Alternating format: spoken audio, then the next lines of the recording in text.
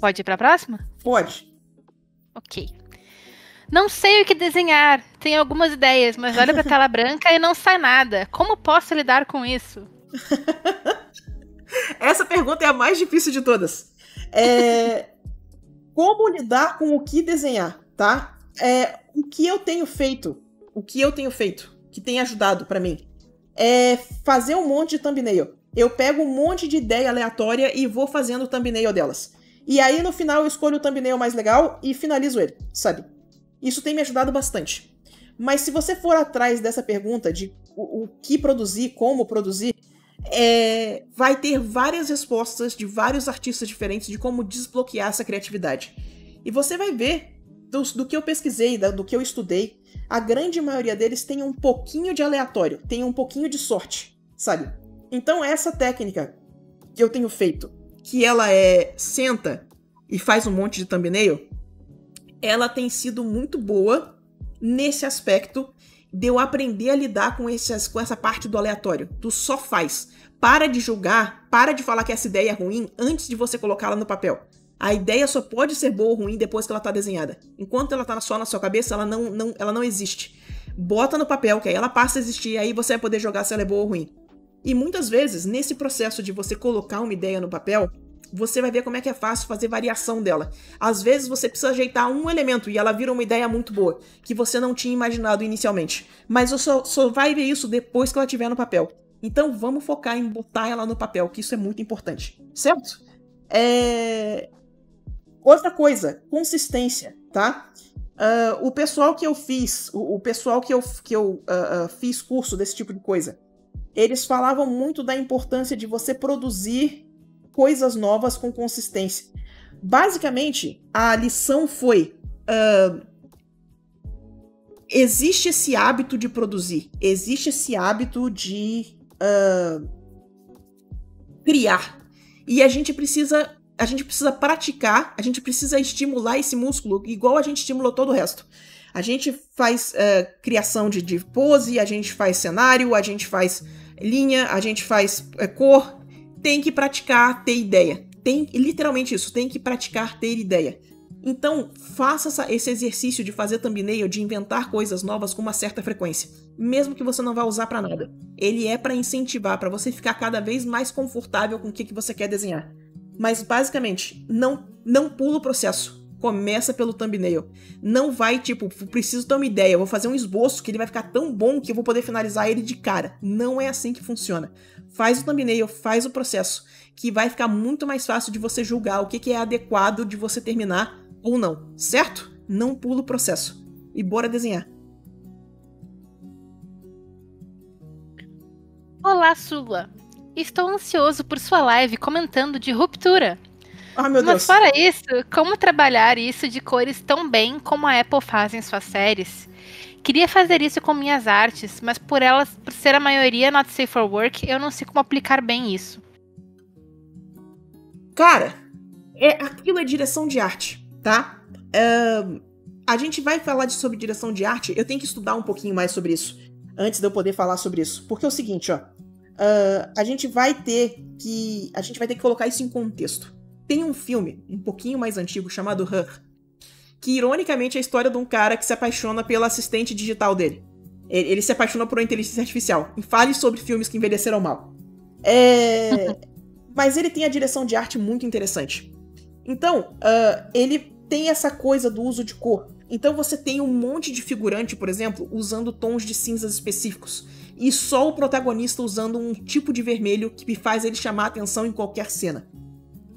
É esse tipo de coisa que você precisa estar pensando. Quando você vai fazer uma cena, você está fazendo um not safe for work, vamos supor. E aí você vai fazer uma cena que está acontecendo em público, por exemplo. Você, na hora de vestir as pessoas aleatórias no fundo, cuidado com a escolha de cor. Você não precisa fazer com que ela seja arco-íris super aleatório. Você pode escolher as cores dessa pessoa. E isso vai ajudar a dar essa sensação de unidade para a cena que você tá pensando. Saca? Eu acho que a grande lição da direção de arte, a grande lição que a gente pode ter dessa parte de como que funciona a direção de arte, é que coisas que a gente acha que são aleatórias ou que elas são consequências, não são tão consequências assim, elas são escolhidas.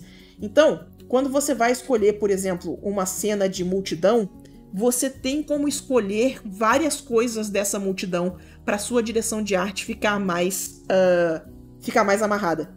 Não é pessoas se vestem desse jeito, logo a cena de multidão tem que ser feita desse jeito. Direção de arte é perceber que você tem controle sobre as coisas, elas não são. Você tem como controlar tudo, sabe? Você tem como controlar tudo na sua cena. Faz sentido esse pensamento? Eu vou ver se estrutura essa live e a gente fala sobre ela direitinho, porque ela é um assunto fascinante, sabe? Eu quero fazer isso com calma. Oi, Sula e anjinho do ombro do Kronk. Queria aprender a fazer portraits melhores, mas eu tô sempre errando o ângulo dos olhos, as proporções e a perspectiva do rosto. O que eu faço para estudar isso melhor? Olha, se você já sabe o que você tá errando, já é meio caminho andado para você consertar. Quando eu fiz minha primeira mentoria de arte, eu fiz mentoria de arte com um cara chamado Chris Oatley. E o Oatley me deu uma dica que eu não vou esquecer nunca na minha vida. Eu falei com ele que eu tinha problema nas minhas peças e que eu levava muito tempo consertando e que eu queria ir mais direto ao ponto. E ele falou assim, olha, eu já falei essa frase aqui algumas vezes. O importante não é a peça ficar pronta rápida. O importante é a peça ficar boa. Então, se você sabe consertar, conserta. E esse foi um grande gatilho para quando a minha arte começou a chegar num nível mais profissional. Então, a minha dica para você é o seguinte: se você já sabe o que tá errado, você sabe consertar. Não deixa o erro na sua peça, conserta. À medida que você for ficando mais habilidoso, mais experiente em observar esses erros, eles vão começar a acontecer menos. Se você conseguir analisar na sua estrutura o que tá dando problema, o que tá te dando essa... Por exemplo, se os olhos estão ficando desalinhados com frequência, provavelmente a forma como você faz a estrutura pode ser repensada. Então, dá uma olhada na parte do desenho da estrutura, o que você tem feito que tá dando essa sensação de olho desalinhado. O que na estrutura tá te causando esse erro. E aí você começa a investigar onde é que esses erros estão acontecendo no seu processo. Mas olha só, uma das coisas cretinas sobre arte é assim, ó. Ninguém pode consertar o seu processo por você. Só você pode consertar o seu processo. Quando a gente pega feedback, as pessoas estão mostrando as coisas, os erros que você não viu. As pessoas estão mostrando que, ó, isso aqui podia ter ficado desse jeito. Isso aqui tem uma possibilidade que você não enxergou. Isso aqui, sabe, podia ter ficado de um outro jeito que vai dar uma leitura melhor. Chamar de erro nem sempre é adequado. Muitas vezes você pode chamar isso simplesmente de direção de arte mesmo, possibilidades que você não enxergou. Mas, no geral, coisas que você não viu, coisas que você não enxergava. Mas a responsabilidade de encaixar aquilo no processo é sua. A responsabilidade de consertar o processo para você melhorar o resultado, para aquele erro parar de acontecer, é sua. O processo é seu. A forma como você constrói uma imagem, ela é muito pessoal, sabe? Cada artista tem um jeito específico de pensar esse processo de construção, certo? Então, se você já sabe que você tá errando, acredite, você já tem a faca e o queijo na mão para resolver esse problema. Então vai atrás de consertar as coisas que estão te incomodando. Vê o que tá acontecendo no processo que tá te induzindo ao erro desse jeito, certo? Fica tranquilo que você já tá quase lá. Se você sabe qual é o erro, você já tá quase lá. É isso aí mesmo, vambora. Vamos lá. Pergunta. Sula, eu estou fazendo arte de fantasia, mas eu estou pensando em estudar na Academy of Art Barcelona. Você acha que vai me ajudar a fazer fantasia? Vai. A fantasy, né? A arte de fantasia no geral, ela é a fantasy, sci-fi, essas artes imaginárias, o pessoal chama de realismo imaginativo, né? Elas são artes que se beneficiam demais de fundamento.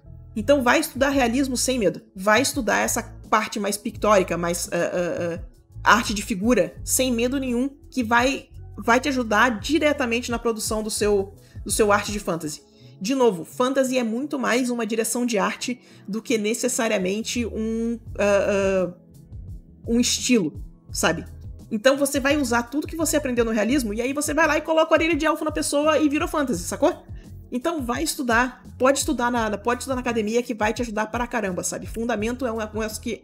Mas é muito difícil mesmo o fundamento ser um estudo que você vai jogar fora. Então vai fundo, aproveita, boa sorte. Sula, como deixar a perspectiva foreshortening mais natural e menos dura? E como encaixar a anatomia nisso? Pera aí. Olha só. Um dos jeitos que você vai fazer o foreshortening, a anatomia, uma das coisas que você vai fazer nesse efeito, tá? Você vai precisar praticar desenhar desse jeito. Praticar fazer o que a gente chama, né, de mãozão. Deixa eu botar na câmera. Mãozão e mãozinha. Sabe? Precisa essa transição, precisa ficar bem natural. E para isso você precisa desenhar algumas vezes. Recomendo que você use de referência artistas que fazem isso bem. Quem faz isso bem, na minha experiência, é pessoal de quadrinho americano. Eles trabalham muito bem com essa parte da perspectiva forçadona. Fica show de bola, sabe? Então você pode usar eles de referência. Splash também faz isso muito bem, mas eu acho que Splash tem menos exemplo do que quadrinho. Quadrinho vai ter mais exemplo ainda, sabe? E aí o que você vai fazer é que você vai praticar até esses desenhos começarem a ficar mais naturais. Até você começar a entender o que você precisa para esse desenho começar a parecer mais natural. Não parecer o modelinho 3D posado que você desenhou por cima. Que isso é muito importante. Esses modelinhos 3D que a gente posa e desenha por cima, eles têm as juntas principalmente durinhas. Fica muito óbvio que a gente está desenhando em cima do modelo 3D, então cuidado com eles. Eles são muito bons para você responder algumas coisas da dúvida de perspectiva. Se uma coisa vai sobrepor a outra, qual o comprimento que vai ficar um antebraço, qual o comprimento que vai ficar uma perna. Mas cuidado na hora de confiar demais nessas juntas, que ele entrega demais que você está usando o modelinho 3D, certo? Então, vai desenhar de outros artistas que fazem essa solução bem. Tira suas próprias fotos de referência. No celular, tá? A lente do celular, por ela ser uma lente muito pequenininha, ela é uma lente grande angular. Então ela faz esse efeito de perspectiva muito bem também. Então não tenha medo de tirar suas próprias fotos de referência. Vai ajudar. Desenha das fotos de referência, começa a compor as suas cenas com essas fotos de referência.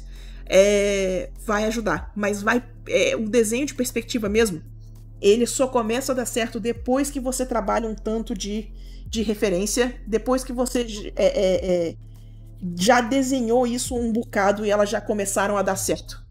Faz sentido isso? Vai precisar desenhar esse tipo de cena até começar a ficar natural.